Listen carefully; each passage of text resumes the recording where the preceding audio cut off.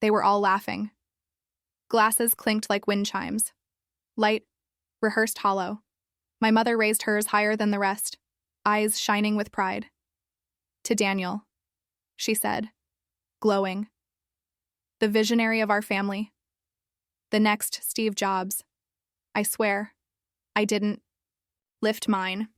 I just watched the bubbles in my untouched champagne. They looked like they were trying to rise, and failing. Dad chuckled beside her. He's beyond that. Built an empire before 30. Uncle Fletcher clapped Daniel's shoulder. Still humble too, huh? Daniel gave his signature smile, the one that made strangers trust him. Just following the dream, my dream. Then Lena spoke. Her voice didn't carry the same polished weight. It was quieter. Sincere, what inspired you? She asked. The app.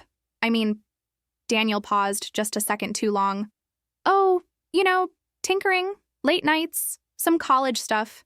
You never talk about the technical side, she said, tilting her head slightly. You always say you handle the business. His smile held, but his hand stiffened around the fork.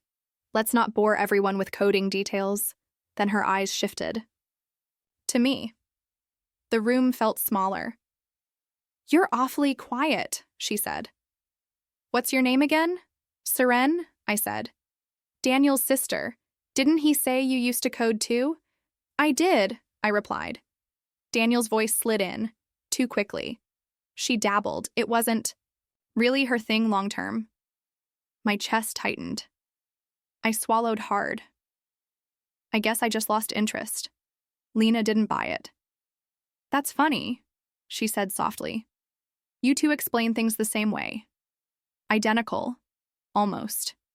Daniel's laugh was forced this time. Lena, this is a dinner, not an interrogation. She smiled politely. Just making conversation. Mom stood abruptly. Anyway, a toast to the future Mr. and Mrs. Carter. Everyone raised their glasses. I didn't. Daniel's gaze flicked toward me. Come on, Seren. Say something. What would you like me to say? That you're proud. That you support me? I looked at the glass, then back at him. I'm here, isn't that enough? Lena's voice cut through. Being here and meaning it? Not always the same thing. Her eyes didn't judge. They searched, and they saw more than anyone else had in years. I mean it enough, I said quietly. For tonight, the room returned to laughter. Glasses clinked again, but Lena's gaze lingered, unshaken. And for the first time in forever, someone actually saw me. I don't get it. Why him? I asked, my voice cracking. Why didn't you back me? Mom didn't even look up from her mug. Because you didn't present yourself like a leader, Seren. I was the one building it, and he was the one people wanted to follow. She replied calmly. I stared at her. So that's it. I code, I build, I bleed. And he gets the credit because he smiles better in a blazer. Don't be dramatic, she snapped. It was a family decision. No, it was his decision, and you let him take everything. Dad sat silently in the corner, scrolling through his phone. I remember how the silence in that room felt colder than any insult. I trusted him. I whispered, "Your siblings. You share things," Mom said flatly. I shared my company. He registered it without me. Mom, he used my code. Lower your voice, she hissed. Your uncle was here when he launched. We had to support him. It would have been humiliating if the truth came out. I laughed bitterly. So humiliation is worse than theft? You're still young, she said. Softer now.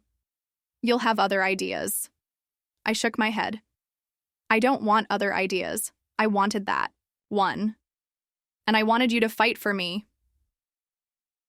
She finally looked at me then. Just for a second. You're too emotional, she said. That's why Daniel's better suited for this.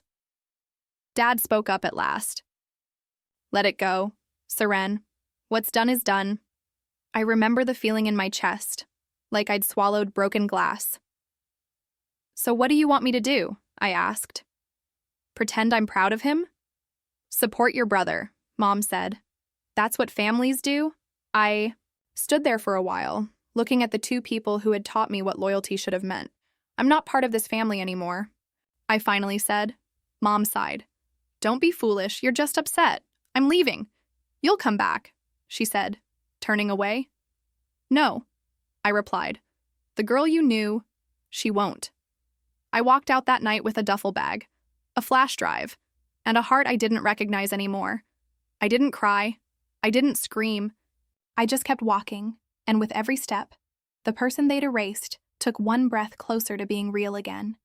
She caught me alone in the hallway, just as I was about to vanish into the guest room. Seren, Lena said, her voice low but steady.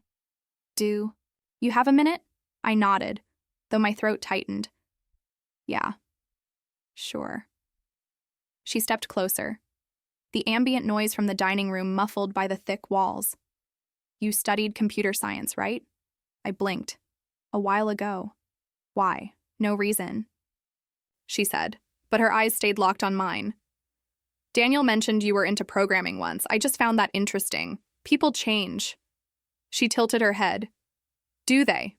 I guess you two seem very different, she said. But when you talk? There's something familiar. You explain things the same way. I gave a hollow laugh. Maybe we spent too much time in the same house? Maybe. She looked down for a second. Did you two ever work together? No, I said quickly. Not really. Not really. Or not ever. I hesitated. I mean, we shared ideas. Once. But it wasn't formal. Her expression didn't shift. And those ideas, did any of them involve building something? Something tech-related? I swallowed. Why are you asking me this? I'm curious, she said, softer now. There's this gap in Daniel's story. He's always vague when I ask about the early days. He's always been better at skipping details. You don't talk like someone who's indifferent. Seren. I'm not indifferent, I said quietly. I just learned that saying too much doesn't change anything. Maybe not, she said, stepping back slightly. But sometimes hearing the truth helps. I looked away. I'm not the person he says I am. I didn't think. You were. There was a pause. A long one. You're not angry? I asked. She shook her head. Not yet. But I'm listening. My chest tightened. Then maybe you're the first one. She offered a small, uncertain smile. That notebook you were holding earlier. What was it? Old thoughts, I said. Old things I shouldn't still care about. But you do? I didn't deny it. And as she walked away, I realized I'd been holding my breath since the first question. The hallway suddenly felt colder. Or maybe I just started to feel again. The air down here was thick with mildew and memory. I coughed once, brushed off a cobweb, and started opening boxes. My fingers froze when I saw it. Black cover, frayed edges, a ripped corner taped years ago. The notebook. I picked it up like it might shatter. Still here, I whispered. You survived more than I did. The first page was dated April 12th. I was 19. Bright-eyed, obsessed, stupid.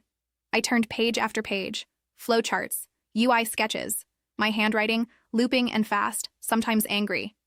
At the bottom of one page, I'd written, "Don't show Daniel until you fix the bug." I laughed under my breath. Yeah, that worked out great. I thought I heard something. Lena's voice came from the stairs. I jumped and slammed the box closed. Just dust. Needed some air. She descended slowly. What's that? Old notes. She paused. Can I see? I held it tighter. No, I wasn't trying to push. I know, I said. It's just, this one's mine. Lena stood across from me, watching. You kept it all this time? I thought I threw it away. You didn't. No, I whispered. I couldn't. Silence fell between us, heavy but not hostile. I looked back down at the page with the login flow. I'd built the first version of the app using that exact diagram. You really were first, she said quietly. I know. Why keep it hidden? Because no one cared. No one believed me. And I stopped trying to matter. Her expression softened. But you do. I shook my head. Not in this house. Maybe not to them. But to the truth? Yeah. You matter. I almost laughed. Truth doesn't care who carries it. Maybe not, she said. But I do. I looked at her then. No pity in her eyes, just recognition. Will you tell him? I asked. Do you want me to? I thought about it. No, I said. Not yet. She nodded. Okay. As she turned to leave, I slid the notebook under my coat, its weight, pressed against my side like a second heartbeat. For years, I let them bury me. But this was a shovel. And maybe, finally, I was ready to dig. Let's all raise a glass, Mom announced, holding her wine like a trophy. To Daniel, to his brilliance, his vision, and everything he's built with his bare hands. I didn't move. Daniel grinned, humble in all the ways that made people clap harder. Thanks, Mom. It means a lot. Dad gave him a nod. That was all. No words, just the stamp of quiet approval. You've always made us proud. Mom added, It's incredible how far you've come. Daniel shot me a quick glance. Couldn't have done it without the support. Support. That word tasted bitter. I remember when you used to build little things in the garage. Uncle Fletcher said. Now look at you. I swallowed. He wasn't alone in that garage. Mom's smile didn't falter. Of course. Sweetie, you helped him. That's what siblings do. I wasn't helping, I said. I was building. The laughter quieted, just a little. Lena's eyes flicked to me, searching, waiting. Daniel laughed. Seren was always creative. She had a great eye for ideas, and hands, I said, and code, and logic. There was a pause. Mom leaned in a little sharper now. This is a celebration. Let's not turn it into something else. I stared down at my plate. Cold food, fake warmth. I stood up slowly. Some creators go unthanked, I said, but the truth always leaves fingerprints. The room went silent. Lena blinked. Daniel's jaw tightened. No one spoke. I walked to the kitchen without looking back. Lena followed a moment later. Why now? She whispered. Because ghosts don't like mirrors, I said. And tonight, I held one up. You scared them. Good. They won't forget that. I don't need them to forget, I said. I just need them to finally see. The sound of forks resumed behind us, too mechanical to be real. I leaned against the counter, breathing like I'd just surfaced from underwater. I'm sorry. She said, You don't have to be, I replied. You didn't kill me. They just buried me early. Lena stepped closer. You're still standing. Barely, I said. But for the first time, I'm not sitting at that table like I'm already dead. And that was enough, for now. The bathroom light flickered as I leaned over the sink. I stared into the mirror and traced the scar above my lip with my finger. Thin, pale, almost forgettable. Almost. I whispered, Panic attack or breakdown? The mirror didn't answer. It never had. I reached for my phone and dialed the one number I hadn't deleted. Seren? Amir's voice came on the second ring. It's been a while. Too long, I said. You busy? I'm at my desk. But for you? Always got time. I exhaled. I saw the notebook again. Silence. You kept it? Yeah. In a basement box. And it still has the login sketch, the one you helped me test. He laughed softly. That thing? You were so obsessed with getting the colors perfect. Daniel has no idea what. Those colors meant no, Amir said, because he didn't make them. You did. Maybe I should have fought harder. You fought alone. Seren. And they made sure you stayed alone. I didn't think it would still hurt. It hurts because it mattered, he said. You poured yourself into it. I sat on the edge of the tub. I thought maybe I imagined it all. That maybe it was just ego. Seren, he said, voice low. Serious. You had the idea. You built the first version. You debugged it until 3 in the morning for weeks. I smiled faintly. I remember you fell asleep on a beanbag while I ran tests. Yeah. And when it worked, you didn't even wake me. You just kept going. Because it felt like flying. You don't sound like someone who imagined anything. He said. Then why did everyone act like I was disposable? Because you scared them. He said. You were too good to control. The mirror showed. Me, someone tired. Not broken. Just tired. I needed to hear that. You've always needed to hear it, Amir replied. You just stopped listening. I don't know what I'm supposed to do now. Start by remembering who you are. I don't think I can be her again. Then be someone stronger. I looked at the scar one last time. It wasn't shame. It was a reminder. I think I'm done being silent. I've missed your voice. Amir said. Then maybe it's time they all hear it again. I sat alone on the garden bench, watching the wind play with the rosemary. I needed silence, and even that felt loud. Lena's footsteps crunched over the gravel. I figured I'd find you. Out here, she said. I didn't turn around. Can't take another toast? Not tonight. She stood beside me. I opened Daniel's laptop. I looked up, startled. Why? Something felt off. I needed to know why you looked like that at dinner. Like what? Like you were swallowing a scream. I exhaled slowly. And I found a file on his desktop. FND Vero and Megren RZ. I blinked. He still has that? You recognized it? I hesitated. I named it. Lena sat beside me. Is it yours? I paused again. My fingers tightened my lap. Seren, she said softly. Was it yours? I nodded. She closed her eyes for a second. You're the founder? Yeah, I whispered. Silence settled between us. But it didn't feel empty. Why didn't you say anything? She asked. Because no one ever believed me when I did. I do. I turned to her. It doesn't change anything, doesn't it? She asked. It changes everything for me. I was 19. I built it out of hope. He took it out of convenience. Lena frowned. Why would he keep that file? Because even liars have shrines to the truth. She studied my face. How long have you carried this? Since the day he launched it with my name erased, and they just let it happen? They applauded. Lena's voice was quieter now. I feel sick. Don't, I said. You're not them. She leaned back, staring up at the sky. You know, I thought you were quiet because you didn't care. But now I realize it was because you did. I nodded. Too much. She turned to me again. What do you want to do? I don't know yet, but for the first time, I don't feel crazy. You never were. I smiled faintly. Thank you for what? For asking. She reached out, resting her hand lightly over mine. If you ever decide to do something about it, I'll back you, for the first time in years. I inhaled without choking on it. And this time, the air didn't burn.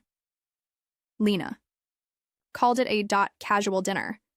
There was nothing casual about the silence hanging over the table. Daniel shifted in his seat. Why are we doing this now? Lena placed her phone on the table. Because the timing doesn't change the truth. Mom narrowed her eyes. Truth about what? Lena opened the notebook I had placed beside the bread basket. This, Dad barely looked up. More of Seren's drawings? They're not drawings, Lena said firmly. They're blueprints, mock-ups, logic trees. Look at the dates. Daniel's jaw tensed. Where did you get that? I didn't get it. She still had it. He turned to me. Seriously? After all this time? I didn't blink. I never stopped knowing. Lena tapped the screen. And this, your laptop. File name, FND V021 RZ. Mom waved a hand. That's ancient history. What does any of this prove? That Seren built it? Lena said. Daniel scoffed. I refined. And ideas don't mean anything without execution. You didn't refine anything, I said. You repackaged my work. Don't do this here. You already did, I replied. You made this house a graveyard and buried me in it. Dad's voice was quiet. That's enough. No, I said. It's finally not enough. I spent years blaming myself for not being louder. But I was never the one who needed to be silent. Daniel looked at Mom. Are you really going to let her do this? She's confused, Mom said quickly. Emotional? I'm not confused, I said. You told me to let it go, to keep the peace. That peace cost me everything. Dad folded his arms. And now what? You want credit? No, I said. I want it acknowledged. Just once. Lena looked at me. You don't want revenge? I shook my head. I'm not here for revenge. I'm here because you buried me alive. And I dug myself out. Daniel opened his mouth, then closed it again. Mom looked away. The only sound was the soft clink of Lena closing the notebook. I stood up. You don't have to believe me, but now you can't pretend you didn't know. No one stopped me this time. I walked out of that dining room not for attention, but because I finally remembered how to walk without permission. Daniel slammed the notebook against the table. You think this means anything? A notebook and a timestamp? Lena stood without flinching. It means everything. And I'm done pretending it doesn't. Don't walk away. He snapped. I already have. She turned to me. I'm sorry. I should have seen it sooner. You saw it exactly when I needed you to, I said quietly. Daniel turned to our parents. Are you just going to sit there? Mom's voice cracked. Daniel, maybe we should talk. No. You don't get to pivot now. Dad stood. Enough, both of you. We need to handle this internally. The media. I don't care about the media, I said. You didn't care when it was just me drowning. Mom looked desperate. We need you to fix this. Seren, your brother's reputation isn't my responsibility. You're part of this family, she insisted. I replied. You just didn't want to see me. Dad stepped forward. What if we issue a joint statement? Say the concept was collaborative. I laughed. A collaborative theft? Daniel's voice rose. You have nothing without this name. I stared at him. That name isn't mine. It never was. The silence after that wasn't shock. It was collapse. Lena looked at me. Eyes soft. Are you okay? No. I said, but I will be. I picked up the notebook. My hand didn't shake this time. Mom tried again. Please, don't walk out. I looked at her. Really looked. You watched him erase me and said nothing. You're overreacting. No, I said. I'm reacting. For the first time in years, Daniel glared at me. You think this makes you better? No, I said. It just makes me free. I turned toward the door. Nobody followed. Nobody begged. Nobody stopped me. Not this time. Outside, the air felt different, like the weight pressing on my chest had finally cracked and slid off. I didn't know where I was going next. But I knew who I wasn't anymore, and I carried that notebook not like a wound, but like proof I had survived. The city glowed outside my window, distant, alive, indifferent. I let the silence settle for a moment before powering on my laptop. Familiar hum filled the room. I opened a blank file, not a pitch, not a prototype, just space. Mine. My phone buzzed. I ignored it. Then it buzzed again. Lena, you okay? I will be. I sent it and placed the phone face down. I stared at the screen. What? Are you building? I whispered. My own answer came quietly. Something without permission. I typed a single line of code, then another. The rhythm returned, slow but steady, like blood through reopened veins. I heard Amir's voice in my head. You were too good to control. That used to scare me. Now it grounded me. I glanced toward the door. Nobody was there. No one telling me what I should do. No one rewriting my name. I remembered Daniel's face, twisted, panicked, small. He'd won for so long, but I'd outlasted him. Not out of vengeance, out of need, out of breath, out of me. The screen's glow lit my fingers. I kept typing. The idea wasn't loud. It was quiet, like me, but steady. I whispered, I'm not here to prove anything. Each word was a match to the kindling in my chest. I'm not your backup plan, not your buried mistake. I leaned back in my chair and let the silence stretch. Then I said it, out loud this time. I am not your failure. It didn't echo. It landed. Soft, but final. I closed my eyes for a second and felt the city breathing with me. This time, I wasn't returning to a past version of myself. I was becoming someone new. Someone real. Someone built from ash and wire and will. I wasn't a spark anymore. I was the fire. If this story hit something deep inside you, don't just scroll, like, subscribe, and stay with me for more truths they tried to silence.